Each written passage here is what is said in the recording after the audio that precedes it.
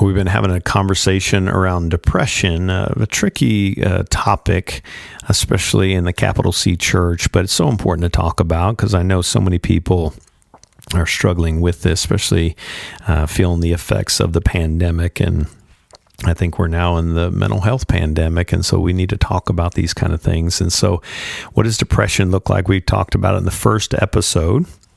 And today I'm going to continue the conversation around depression and just get real practical as we put it through the bucket of what's the heart work. I want to continue that conversation around what's the ways and things that we can be doing to manage the heart work in this process as we struggle well and grow through the process of depression.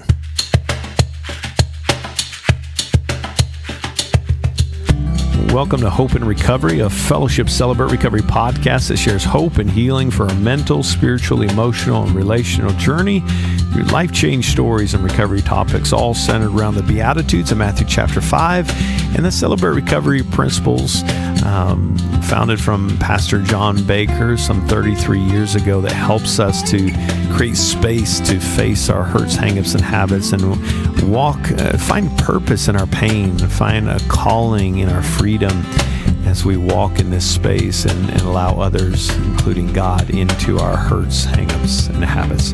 I'm a grateful believer in Jesus Christ. I struggle with drugs and alcohol and perfectionism. My name is Rodney. I'm the pastor and ministry leader of Fellowship Bible Church Celebrate Recovery here in Northwest Arkansas, and meet every single Friday night. We also have a Fayetteville campus, meets the exact same timetable, and we would always love to have you join us. Hey, thanks for sharing and giving us a high rating on this platform that you happen to be listening to this podcast on. It makes a difference. It's a great way to support us, and we appreciate your support in this space to help us reach more people. Thanks for being with us again today. Talking about depression, and as I mentioned in the last episode, it's a tricky topic because as a church, we tend to, something about the brain, we tie it exclusively to depression. And if into our faith, if we're struggling and feeling down, that must mean that we're not doing enough in our faith. We're not having a good enough faith, etc. And that could be a shame message. Sometimes we have mild cases. Sometimes we have clinical depression that requires medication. So if you've got people struggling with that, let's change that narrative and not shame our brothers and sisters that may need medication. In fact, in our testimonies, if someone does get off medication, which sometimes that is possible, I always make sure they add some kind of an excerpt that says a disclaimer that, and if you're still on medication, it's okay to follow your doctor's instructions so people don't feel like we're celebrating this person getting off their medication. If I'm not off my medication, what does that say about me? But on the last episode, we kind of unpacked some of those symptoms, just understanding of how it can feel heavy, numb, weighty. It's not to feel better to get away from depression. It's actually just to feel. It's just kind of a numb space. The enemy tries to hijack us, and there's all kinds of symptoms. You can catch those on the last episode, but got into the relational aspects of what do we do when we're in a place of depression, the relational aspect and just the component of being around people. Emotional and Celebrate Recovery's design is to organize what's in our heart, and even what's in our mind. That's the mental aspect I'll talk about in a second. But be emotional. What's the things that need to be expressed so that I can begin to feel, not just to feel better, but to just feel, to take that lid, open that lid on depression that might have some anger, some grief underneath there that needs to be processed. So again, it doesn't always mean sadness. That's one of the big confusing things that I hear from people, that you can't struggle with depression if you don't feel sad. Now, a lot of times people are over-functioning and they're actually dealing with depression. They can't concentrate. They get stuck. And they have trouble staying connected. They stop doing the things that they really enjoy and never feel sad, but they're still struggling with some depression. So we talked about emotional, relational, and then we got into the physical. Right as we were ending the last episode, we're just talking about just the physical, even my posture. What am I putting in my body? And so I want to kind of continue that conversation, even thinking about, I was reading this recently, just kind of speaks to that physical. They did a study and they found that people who had injections in their face, I think it's called Botox, that keeps them from being able to fully smile, they also struggle with these feelings, right? There's something about our body actually carrying out the smile physically gives us the power to feel, so that our body can experience that. So that's pretty fascinating. I think the physical aspect as we're dealing with our depression is, what's some things I can do that would bring a smile to my face? Not as the solution. This isn't go be happy. It's just trying little different things physically, but talked about the posture and taking how I sit in my chair and being mindful of that, because depression again is trying to get me to do things that are least helpful. The junk food that I eat, not doing anything, lethargic and checking out, numbing myself out on, what I'm watching, that kind of thing. So just lying around all the time, not getting out of bed, all those things. And so sometimes, again, it may need medication, but this conversation is to not substitute the medication for the heart work. So what are the things that I can be doing in the heart work, which includes the physical, the emotional, the relational, to help me as I use medication if I need that, not shame that. But what about, again, all this is just to kind of interrupt it, but what are the things spiritually? And that kind of feeds with a little bit of what I'm feeding my mind, but so asking good questions, what does my relationship with the Lord feel like right now? Do I have friends who ask me good questions? Do I give them permission to ask me questions? If this is one of my struggles, hey, what's my action tendencies if I get in a bad spot? And again, we all have different ways of doing that. And invite somebody into that to be able to say, again, I don't want someone, when I say I'm feeling really depressed, well, you just need to feel happy. I don't need those kind of people. In fact, I want to tell people that's not helpful for me. But can they give space to kind of catch me in that? It's like, thank you for sharing. I'm so sorry you're hurting. And several podcasts back where I talked about how do we remain present with people. That's a good one to listen to in conjunction with this point. But someone that will sit with me, that will be aware of what's happening and care enough to ask questions. How are you doing? Hey, I've noticed you've been pulling back a little bit. Can you share what's going on with your heart? I care about you. You mean too much to me. Is this one of those times that you're struggling? Hey, I've noticed this, and you told me that when you get in the spot, this tends to happen, and you gave me permission to speak into that. So as we're connecting with that and asking some questions, we need an atmosphere around us of people who love us, friends, family, forever family in the church kind of a thing, but that will connect with me, catch me, be with me in that, and then speak into those lies that I may be believing. Hey, can I offer you another narrative? Boy, that enemy's lying to you, isn't he? Do you see those as lies? Ugh, this is hard. Hey, can I remind you of a couple of things how Jesus sees you in this space? Would that be okay? I'm getting permission. I want to kind of set my relationships up this way of people that would be willing to do this, and almost just that posture of what does God say about you in this space? What does God say about your circumstances? And I think that's a great question on the spiritual front. What is happening in your life these days? Sometimes, no, there's not much going on. Then you start unpacking. You go, you got demoted at work. And you've been having some relationship struggles with your boyfriend or your girlfriend. Maybe you got a pay cut. Maybe you lost your dog. Oh, your grandma passed away several months ago, and it seems like it's so far removed, you shouldn't be struggling with that, but maybe there's something there. So those are great questions to ask that might connect with the emotional side, but the spiritual side is, when you lost your job, what's some of the things you're believing about yourself? This seems like a hard place.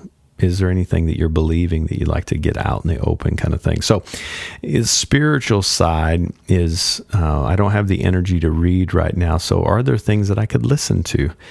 Again, the spiritual side is so connected with the emotional and the cognitive, the mental side, because what I'm putting in me is essentially coming out of me. Think of it as a funnel, right? If I watch reality TV, and guilty, I've watched reality TV. If I get on a binge and I'm just watching like 100 episodes of something, and I just get stuck in that, and it's just like, ugh. It's, people always in conflict with each other, and it just takes you through this roller coaster of emotions. I'm just feeling this kind of spiritual heaviness. What am I putting into my mind, and what am I feeding it? And so maybe listening to something, maybe listening to the Bible, just put on the Psalms and listen to it. You can do that on the Bible Gateway app. There's other apps out there that read the Bible. I think it's Streetlights I've listened to. It's kind of a cool, they put some music to it, and it's one of my favorites that I listen to occasionally. But am I listening? What am I feeding? What am I allowing my ears to take in that'll feed my spiritual side? When I'm reading, is there anybody I'm talking? This is why the Celebrate Recovery process is so important, because we read scripture and we're actually talking about these questions that come out of a step study group, or things that we learn in the general meeting night. And when we hear a lesson, what are we learning from God's word? And sharing that in those groups actually feeds the spiritual side. And here's the thing, even if I'm struggling praying, just, Lord, I'm going to sit with you. I don't have the words, but I'm just going to be intentional just to sit with you and be present in silence and solitude. The cool thing is Scripture says that He hears the moans and the groans in your heart that you're feeling in this place of depression. And just knowing that He is answering according to the will of God. He's actually breathing that oxygen into your heart, your soul, in that time of need. So I don't have the words to pray to you right now, Father, but I am going to be still, and just as if you're sitting in the room with me, Lord, speak to me. That's such a great life-giving exercise. And if you've never done that, don't try to. I'm going to do it for an hour in silence and solitude. Try 3 minutes. Set a clock and just sit in 3 minutes and just, Lord, here I am. I'm going to sit in quiet. I'm going to turn the radio off. I'm turning everything else off. I'm just going to sit and breathe and be with you. Those are a couple spiritual components. I could go into more, but those are a couple things just to get your wheels turning a little bit. But what about the cognitive or the mental? What are the things that I'm thinking? And this is a good thing. And this is where that take the thoughts captive practice can be helpful, but not in the initial, I'm in a bad spot, just take it captive, But I do want to be mindful of, and here's the thing, I think it's kind of confused a little bit on that take it captive. It almost feels like we're arresting it and, throwing it to the ground and throwing handcuffs on is very violent. Taking it captive, imagine a little boy walking into your room and saying, Mr. Rodney, I feel really sad today. My response wouldn't be, well, think better thoughts. It would actually, oh, buddy, tell me, come here. Tell me what's going on. Tell me what's making you think. What are you thinking about that might be leading to what you're feeling? And so I'm trying to notice those thoughts, and whether they're, bad thoughts or even good thoughts, whatever. I'm trying to create space for that, so that I can help understand is there anything that I'm thinking that might be leading? If I'm thinking that I'm a failure, it would make sense that I feel like a failure. This is why the emotion side is so important in this component.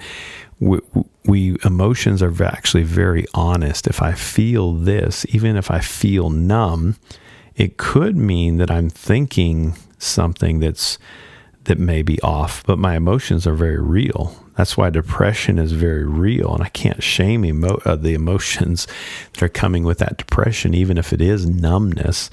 There may be some thoughts that may be distorted, but learning to slow that down and recognize that. Maybe you get a journal and just write out, hey, what am I thinking about myself today? Reading can be a great way to disrupt the cognitive thinking that I'm in. The brain is such a great, beautiful muscle that needs to be exercised. So how am I exercising my brain? Is it just TV? Well, maybe I need to shift gears and read something. And it doesn't always have to be something spiritual, by the way. Spiritual components are huge to fit that spiritual component. But the cognitive side, sometimes just reading something just to kind of interrupt and get my brain thinking on something else can be good. You're working that muscle. What am I reading these days? That can be helpful for me in that space. So I'm going to take a super fast break here. Just continue to talk about some practical things that we can do while we break the stigma and not shame it. What are the things we can do in that circle of heart work if in conjunction we do have to have some clinical help or medicine, that kind of thing? We're not going to substitute the medicine for the heart work. So what's some things that we can do? When I come back, I'll continue the practical things that we can be thinking about in that space. Stick with me. I'll be right back. Hey friends, I hope you're enjoying the conversation around depression. Last 2 episodes. Just want to remind you, if you're struggling with any suicidal ideation and feeling like it's just too much, can you make a commitment right where you sit to dial 988, and you will immediately get access to a professional that wants to listen and help you organize and get unstuck from that place. Please don't face this alone. You're too valuable. You're too loved. Too important. We need you. 988 if you're in a bad space. We thank God for you having the courage to call 988. Hey friends, welcome back. Right before the break, we were kind of just wrapping up that cognitive reading, interrupting. Again, all these things are just trying to interrupt what might be happening in this space, interrupting the pattern that we've fallen into, whether it is physical, whether it's spiritual, emotional, mental, physical, social, relational, that kind of thing, and just trying something new and being realistic about that shift. If we're not doing it at all, do small bite size and just try something new to interrupt that process. I kind of hit on this a little bit earlier, but is the relational. The relational kind of connects with the social.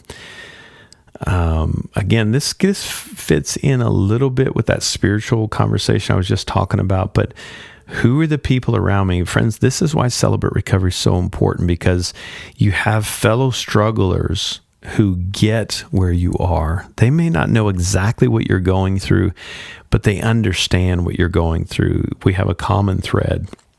That's hurt. We know that we can't face this alone. And so my social networks, if I'm hanging around bad people in this space, I want to be mindful of that to get around healthy people, even if they're strangers. You think, well, I don't know anybody there. I'm a first timer. Hey, you keep coming back. I promise you, you will start to recognize people, and they will start to recognize you, and they will start looking for you, and they'll start missing you. I promise you, they will start missing you. So what's your social component look like? Who are the people around you that will respond with kindness and compassion, that has that general theme that Celebrate Recovery says it's okay not to be okay, but we want to help get you unstuck. So what's your social? What's that social? Just take a minute and think about that. I think one of the things that can enhance our human suffering is our attempts to avoid facing it. And one of the ways that comes out is in our social. We try to hide it. We try to cover it up.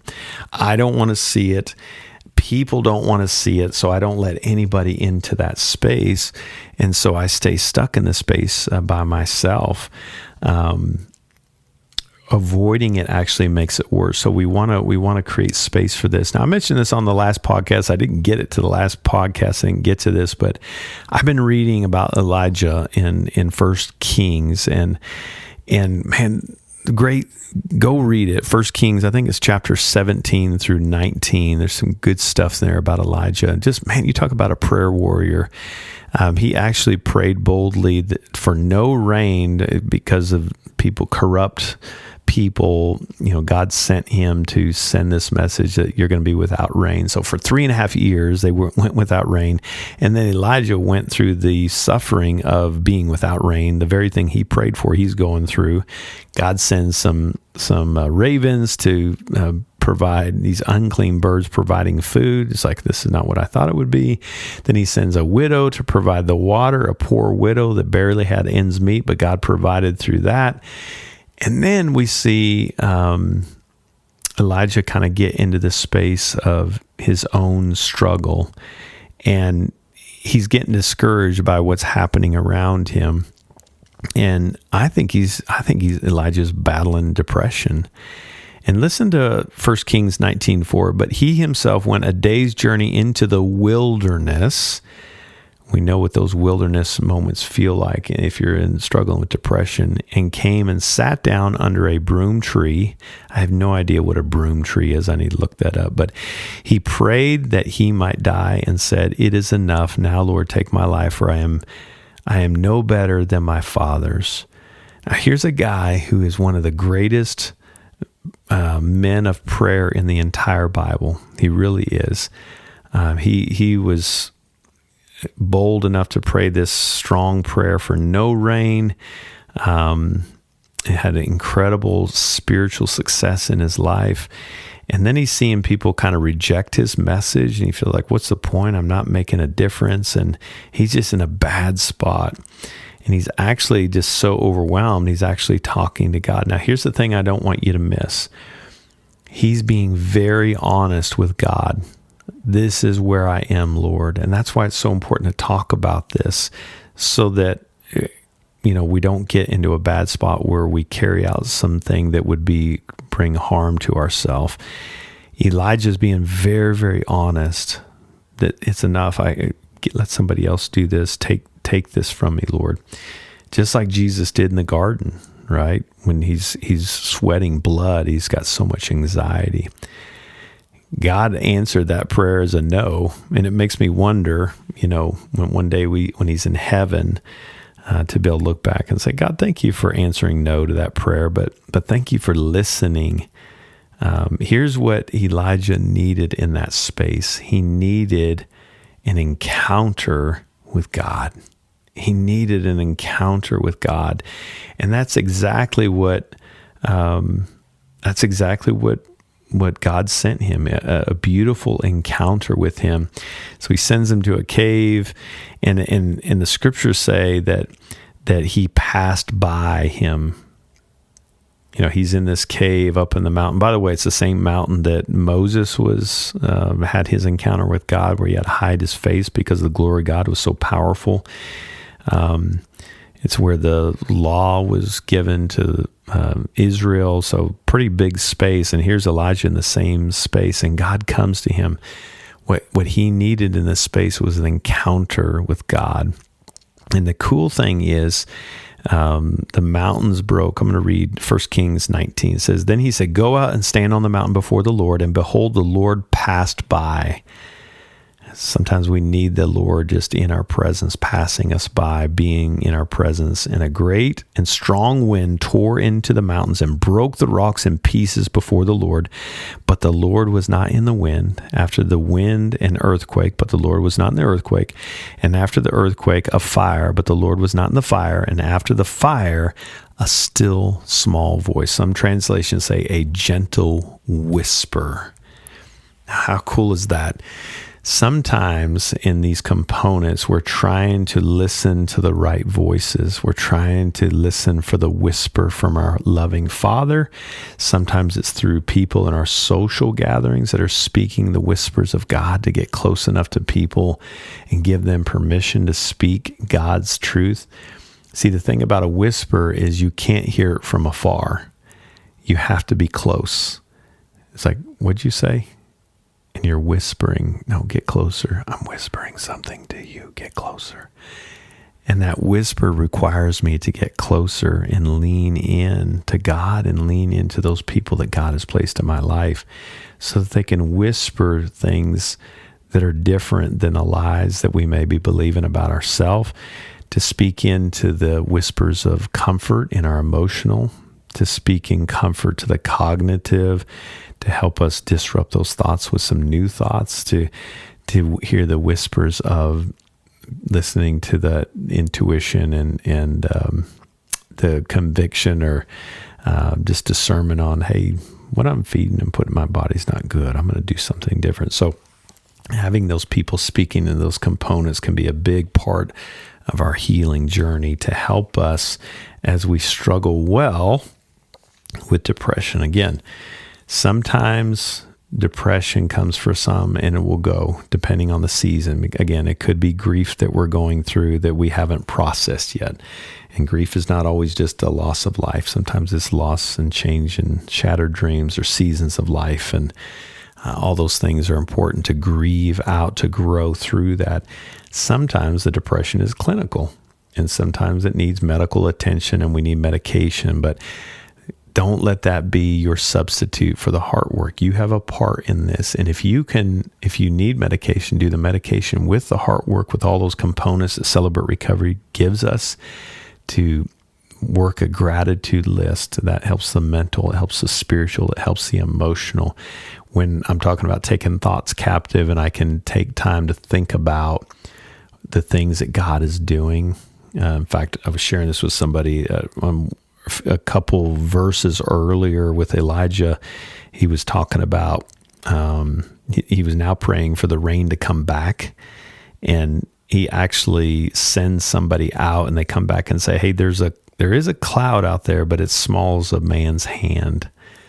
I'll probably talk more about that in another podcast, but the point of it is, imagine that cloud in the sky.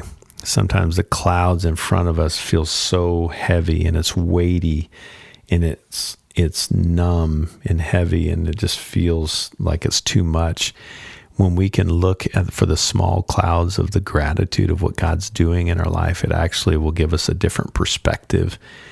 Elijah saw a tiny man hand size cloud in the sky, and it basically says, hey, get ready, you're going to get wet.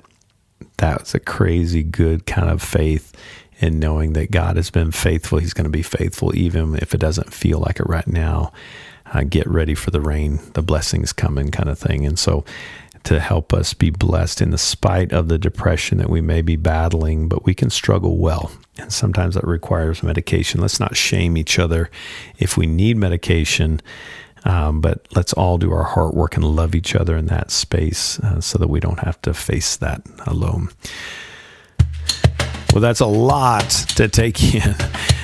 Too much to take in one setting. Maybe you need to go back and listen to the first episode and even this one again. But hopefully this has been helpful just to have some dialogue around this. I want to encourage you to talk to someone about this. As always, if you're struggling and the depression just feels like too much, can you commit?